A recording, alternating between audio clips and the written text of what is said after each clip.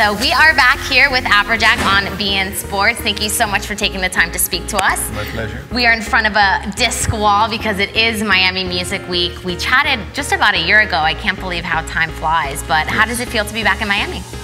Always good. I've been back a couple of times in between, but now for the big one, Ultra Winter Music Conference, be ready. And you just spoke at an esports panel, which I find to be very interesting because we see the growth of esports day in and day out.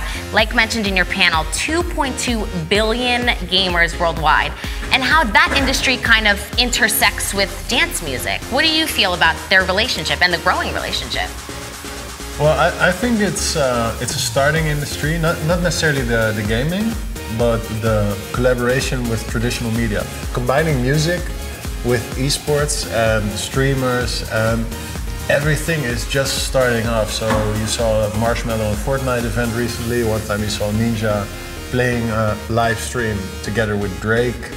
And like there's a lot of stuff bubbling, but I think the most interesting thing is the happiness that comes out of it from the fans. Because all the gamers and the viewers are all very passionate about it, and the same thing is with musicians and their fans. So if we allocate it in the right way, it can be amazing. It's funny because you did a global talent search, and we actually, at beIN Sports, we have Christian Vieri. I'm not sure if you're familiar. He was an Italian legend of the game, just absolute star player, and he actually is now a DJ. They call him Bobo DJ. Really? So he may be your next competition. Are you a little worried? I'm not worried. I think it's amazing because it shows that you don't necessarily only have to be passionate about one thing. It's okay to love something and then also love something else. Absolutely. And what 3 tips would you give to someone like a Bobo DJ who maybe is getting into DJing, or anyone in general who wants to do what you do? Don't get distracted by the people that say you can only do one thing, because like there's so many things in life. Look at Shaq. Shaq is like the biggest example, and like he was like the basketball star. Then he was the funny guy, like the comedian, and he made a business out of that, and now he's becoming the DJ. So there's like, nothing is unthinkable, you know? Absolutely. So Christian Vieri is going to be the next Shaquille O'Neal, maybe. You never know. Could be. Oh, I don't think he's going to go in basketball, but that's the funny thing. When you say he's going to be the next Shaq, like, in what concept? That's like what I'm thinking. There's so many layers that he could do essentially anything. When are you going to start DJing? Tomorrow. Wait, can we do a lesson?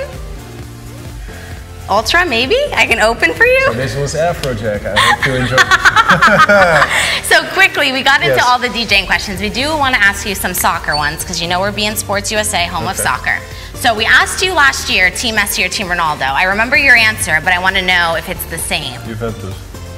So you're Team Ronaldo. Okay, now in the Champions League. I'm being held hostage by my team. Like everyone's like a Ronaldo guy. Oh, so. they are? Yeah. And they're all watching, so maybe They're we'll have watching. to do an off-camera one. And are you going to say Team Messi then? No. No.